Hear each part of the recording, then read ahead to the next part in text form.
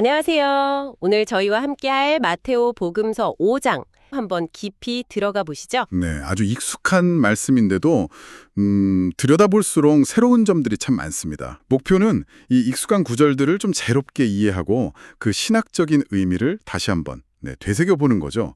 오늘 당신의 삶과 어떻게 연결될 수 있을지 함께 생각해보는 시간이 되면 좋겠습니다. 좋습니다. 그럼 바로 시작해 보죠. 마테오 복음서 5장 1절 2절. 예수님께서 군중을 보시고 산에 오르셔서 자리에 앉으셨다. 제자들이 다가왔고 예수님께서 입을 열어 가르치기 시작하셨다. 이 장면 설정. 그냥 산에 가신 건 아닐 거 아니에요. 뭔가 의미가 있겠죠? 아, 그럼요. 굉장히 중요합니다. 여기서 산이라고 하는 건 딱 떠오르는 게 있죠. 바로 모세가 시나이산에서 하나님께 율법을 받았던 그 사건입니다. 아, 탈출기의 그 장면이요? 네. 이걸 자연스럽게 연결시키면서 듣는 사람들에게 이제 모세의 율법을 넘어서는 뭔가 새로운 하나님의 가르침이 선포되겠구나 하는 기대를 갖게 만드는 거죠. 일종의 장치입니다. 그렇군요. 그리고 자리에 앉으셨다는 것도 그냥 앉으신 게 아니고요. 당시 랍비들, 그러니까 율법 교사들이 회당에서 공식적으로 가르침을 전할 때 취하던 그 권위 있는 자세거든요. 아, 스승의 자세? 네, 그러니까 이어질 말씀이 정말 중요하다 이런 걸 보여주는 거죠. 그럼 이 중요한 말씀을 듣는 대상은 누구였을까요? 보통 산상설교하면 제자들을 가르치신 걸로 생각하기 쉬운데 제자들만 있었던 건가요? 그 점도 좀 명확히 할 필요가 있어요. 물론 제자들이 앞에 있었고 1차적인 대상이었겠지만요. 네. 바로 앞에 4장 25절을 보거나 또 산상설교가 다 끝나는 7장 마지막 부분을 보면 갈릴레아, 데카폴리스, 예루살렘, 유다, 요르단 건너편 정말 여러 지역에서 온 수많은 군중이 함께 있었다고 나오거든요. 아, 군중도 같이요. 네. 그러니까 이건 뭐 소수의 특별한 그룹만을 위한 그런 비밀 가르침이 아니라는 거죠. 예수님을 따르려는 모든 이들, 그러니까 오늘 이 말씀을 듣고 있는 당신을 포함해서 우리 모두에게 열려있는 그런 보편적인 가르침이다 이렇게 이해합니다. 보편적인 가르침. 그렇다면 그 가르침의 핵심 주제, 하늘나라라는 표현이 마테오 복음서에 자주 나오잖아요. 이건 어떤 의미로 받아들여야 할까요? 네, 이것도 참 중요한 개념이죠. 마테오 복음서가가 주로 유다계 그리스도인들을 염두에 두고 썼기 때문에 하나님의 이름을 직접 부르는 걸 좀 조심스러워했어요. 아, 그래서 하느님 나라 대신 하늘나라라고. 그렇죠. 다른 복음서에서는 보통 하느님 나라라고 하는데 마테오는 하늘나라라는 표현을 선호했죠.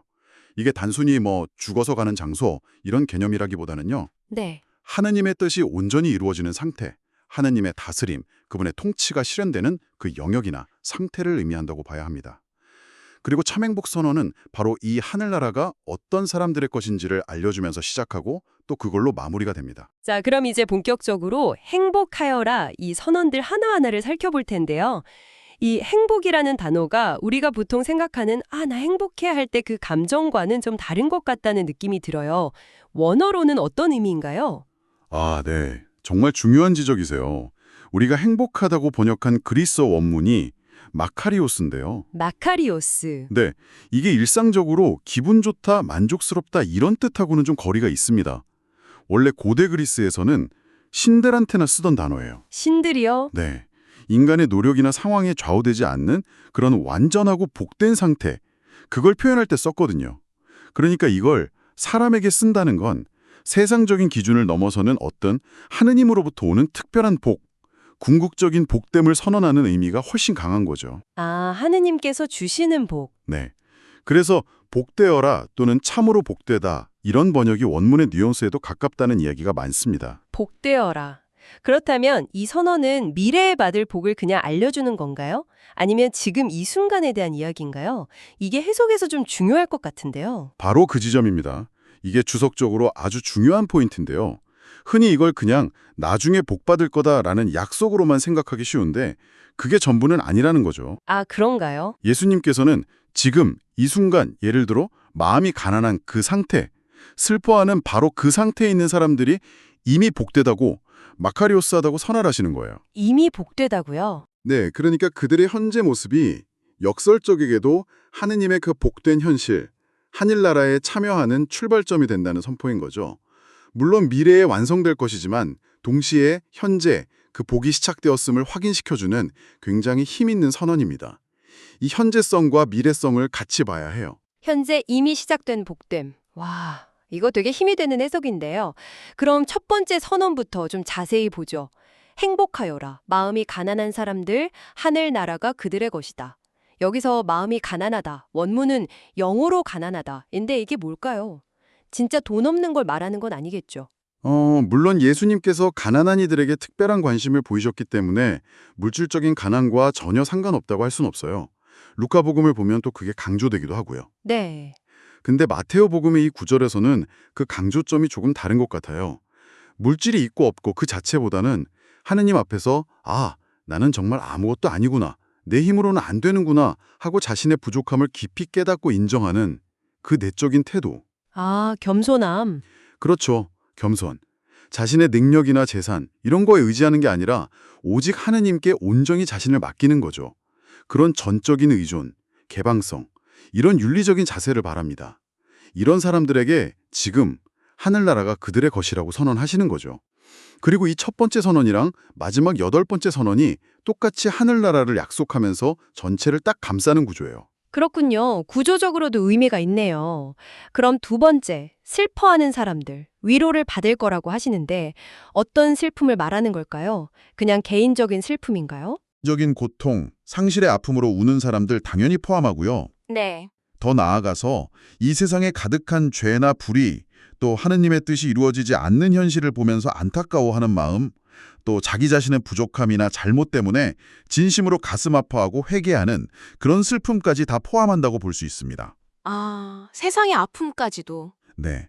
그래서 약속된 위로라는 것도 그냥 등을 토닥여주는 정도가 아니라 요한 목시록에서 말하는 것처럼 하느님 안에서 모든 눈물이 닦이고 슬픔 자체가 완전히 사라지는 그런 궁극적인 위로, 하늘나라의 그 본질적인 기쁨을 약속하는 거죠. 그렇군요. 세 번째는 온유한 사람들입니다. 땅을 차지할 것이다 라는 약속이 좀 인상적인데요. 온유하다는 게 그냥 성격 좋다, 부드럽다 이런 뜻은 아닐 것 같은데요. 맞아요.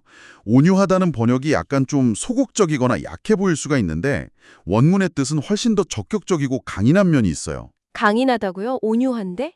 네, 이게 그냥 성격이 물렁물렁하다는 게 아니라 자기 욕심이나 공격성을 막 내세우지 않고 오히려 겸손함에 바탕을 두고 다른 사람에게 친절하고 또 자기 권리를 막 주장하기보다는 하느님 뜻에 순종하고 이웃을 먼저 생각하는 그런 내적인 힘을 가진 상태예요. 아, 내적인 힘? 네, 그러니까 쉽게 화내거나 맞서 싸우려 하지 않으면서도 자기 신념은 지켜나가는 그런 강함이랄까요?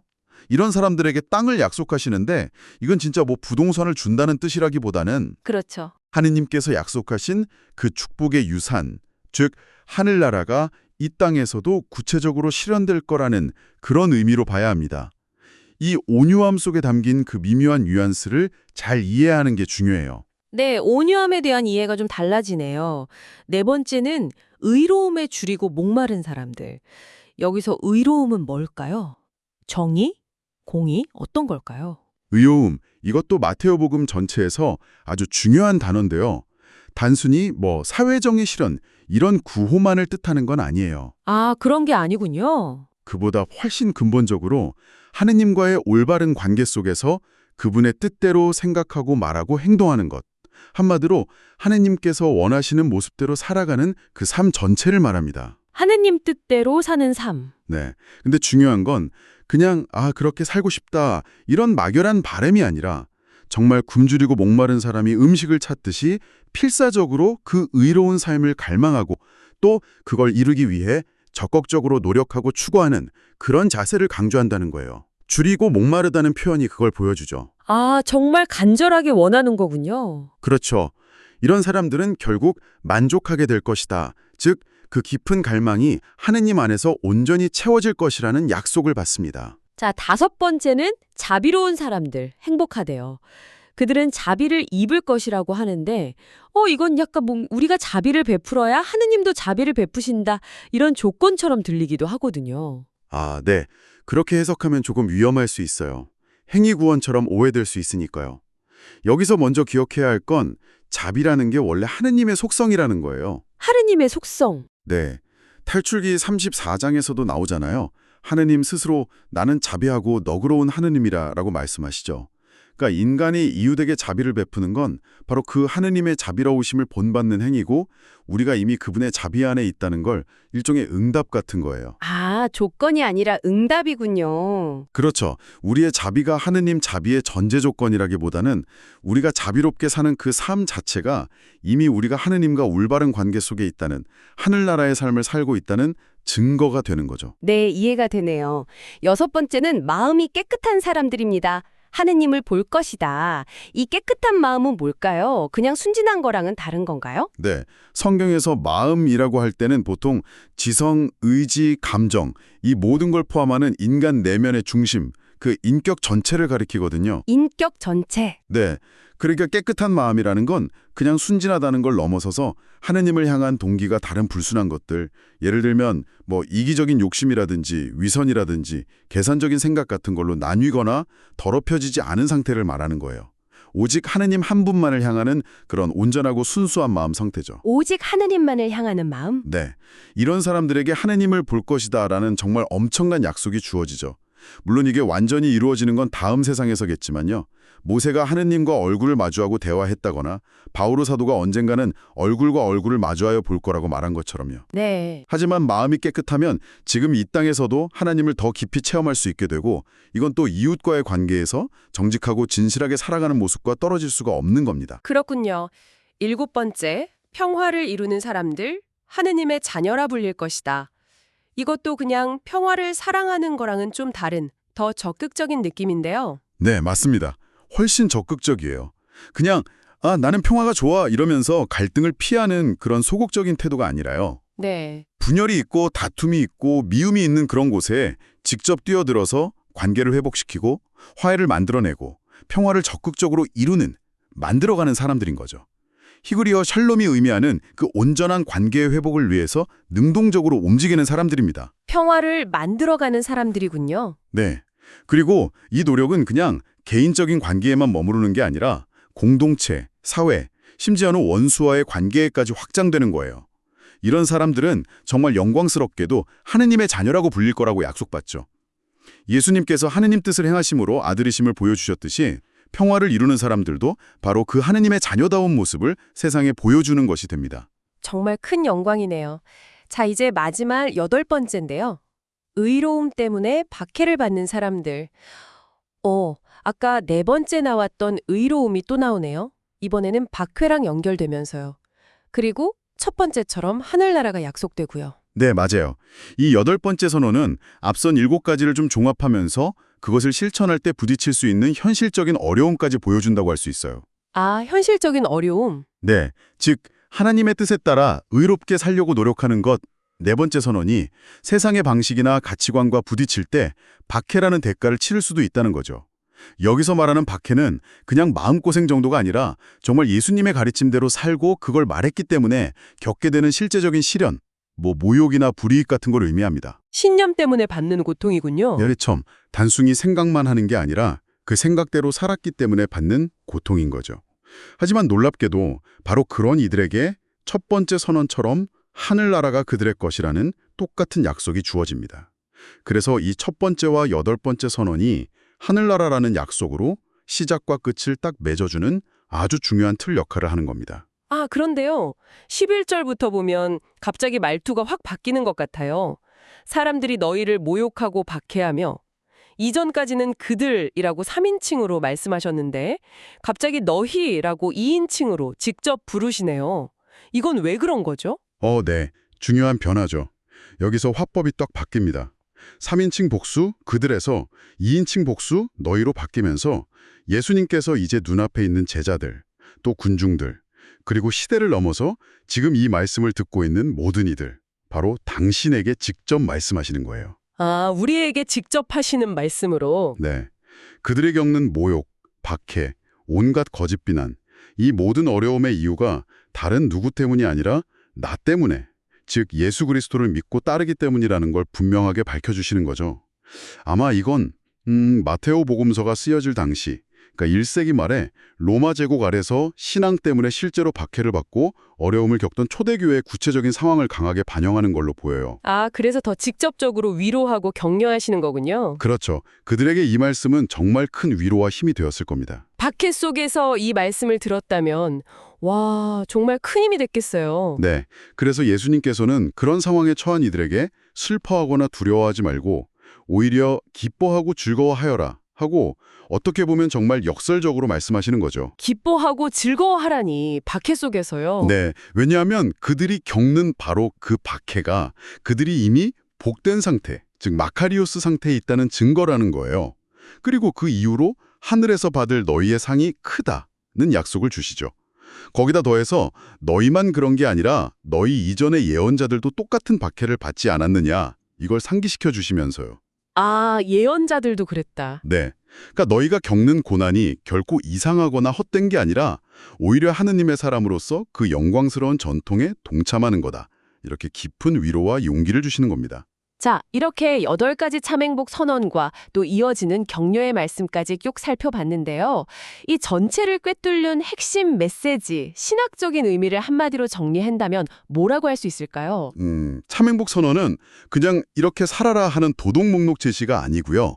이건 예수 그리스도를 통해서 하느님의 다스림, 즉 하늘나라가 이미 우리 가운데 결정적으로 시작되었음을 선포하는 복음 그 자체라고 봐야 합니다. 복음 자체다. 네.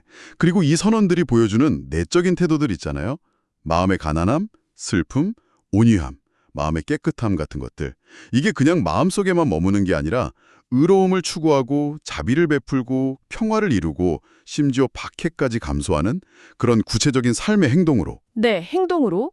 그때 바로 그 약속된 하늘나라가 저 멀리 있는 게 아니라 지금 여기서 우리의 삶 속에서 구체적인 현실로 경험되기 시작한다는 거죠. 그래서 이 말씀은 듣는 사람으로 하여금 그럼 나는 지금 어떻게 살고 있지? 내 삶은 어디를 향하고 있나? 하고 자신의 삶을 아주 근본적으로 돌아보고 변화하도록 이끄는 그런 강력한 힘을 가지고 있습니다. 내적인 태도와 외적인 행동이 일치. 아, 그래서 카톨릭 교회가 해마다 11월 1일 모든 성인 대축일에 이 말씀을 전례 안에서 봉독하는 거군요. 정확합니다. 바로 그거죠. 성인들이 바로 그 증인들이잖아요. 단순히 천국 가기면을 바란 분들이 아니라 이 참행복 선언이 그리는 그 삶, 그러니까 내적인 가치와 외적인 실천이 하나가 되는 그 삶을 이 땅에서 정말 치열하게 살아내심으로써 아, 하늘나라가 우리 가운데서도 가능하구나 하는 것을 몸소 보여주신 분들이죠. 살아있는 증인들이네요. 네, 성인들의 삶 자체가 이 참행복 선언에 대한 가장 확실하고 생생한 주석인 셈입니다. 그분들은 우리에게 하늘나라의 삶이 어떤 모습인지 구체적으로 엿볼 수 있게 해주는 창문과 같은 분들이라고 할 수 있어요. 결국 이 말씀은 정말 2000년 전 이야기가 아니라 오늘을 살아가는 우리, 바로 당신에게 던져지는 아주 생생한 질문이자 초대장이네요. 그렇다면 이 말씀을 듣고 있는 당신은 이 초대에 어떻게 응답할 수 있을까요? 네, 그게 제일 중요하겠죠. 결국은 내면의 변화와 그게 삶으로 드러나는 실천의 조화일 겁니다. 마음으로는 하느님 앞에서 나를 낮추고 가난, 세상의 아픔에 함께 울고 슬픔, 힘이 아닌 사랑으로 사람들을 대하고 온유, 하나님의 뜻을 간절히 찾고 의로움, 이웃에게 너그럽고 자비, 하나님만 바라보는 순수한 마음을 지키고 깨끗함, 갈등 속에서 화해를 만들고 평화, 때로는 신앙 때문에 오는 어려움까지도 기꺼이 받아들이는 삶, 이런 삶을 살아가려고 우리가 애쓸 때 참행복 선언이 약속하는 그 복된 상태, 마카리오스를 이미 지금 여기서부터 맛보게 될 거라는 거죠. 그리고 동시에 우리 자신이 이 세상 속에서 하늘나라의 가치를 보여주는 빛과 소금이 되어갈 거고요.